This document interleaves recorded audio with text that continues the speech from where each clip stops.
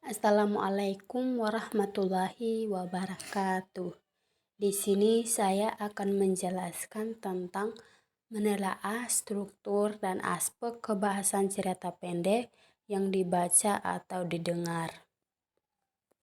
Menelaah struktur dan aspek kebahasaan cerita pendek. Di dalam teks cerita pendek, tentu hal ini tidak akan terlepas dari struktur maupun aspek kebahasaan dari sebuah teks. Struktur cerpen terbagi menjadi 6, yaitu yang pertama abstraksi, yang kedua orientasi, yang ketiga komplikasi, yang keempat evaluasi, yang kelima revolusi, dan yang keenam yaitu koda. Di sini saya akan menjelaskan yang pertama, yaitu abstraksi.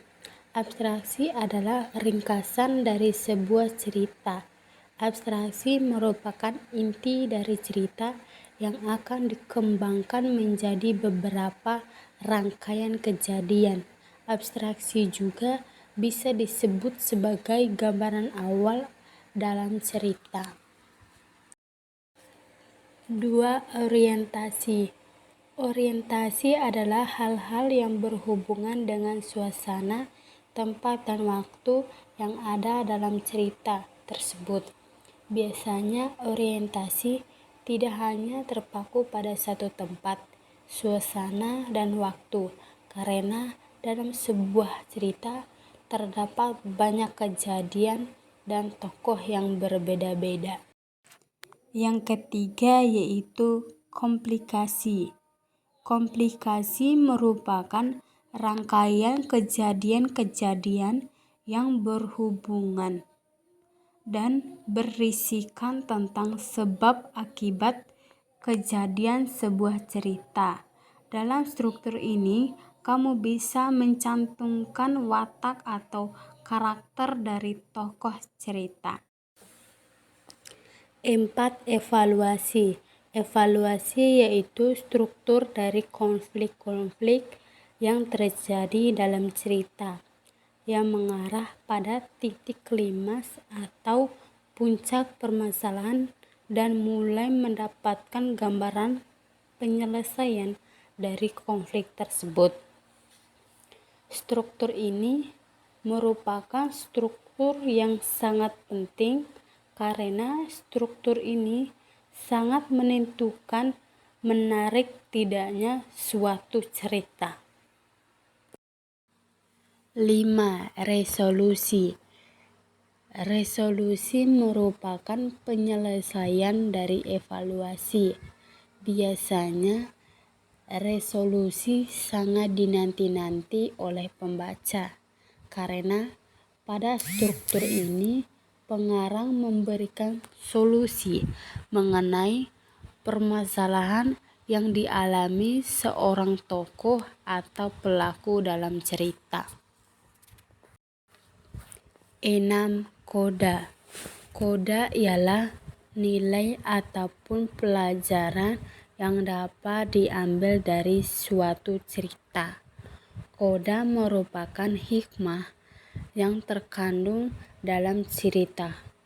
Koda biasanya dapat diketahui setelah membaca semua cerita dalam cerpen, yakni dari permulaan hingga akhir dari cerita. Koda dapat berupa nasihat pelajaran dan peringatan bagi pembacanya.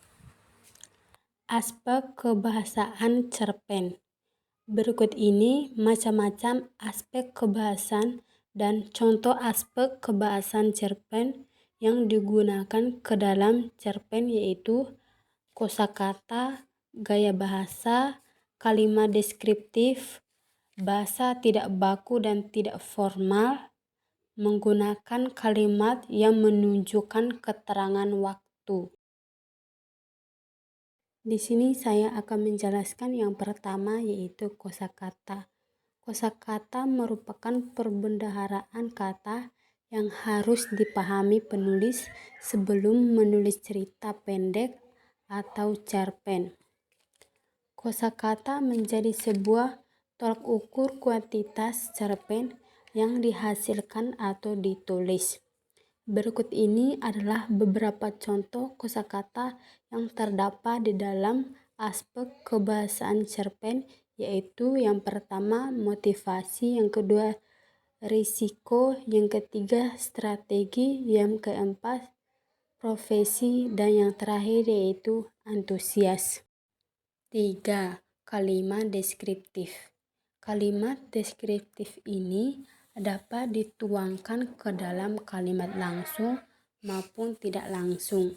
Contoh kalimat deskriptif yaitu rumah Binar terletak di gang keempat di perumahan yang berwarna coklat tua. 4. Bahasa tidak baku dan tidak formal. Cerpen menggunakan karangan fiksi sehingga penggunaan bahasanya lebih santai dan menekankan tentang imajinasi. Contoh kalimat bahasa tidak baku dan tidak formal yaitu Tiana mencoba lari sekencang mungkin biar cepat sampai ke sekolah. 5. Menggunakan kalimat yang menunjukkan keterangan waktu. Keterangan waktu ini bisa berwujud kata tunggal, frasa nominal.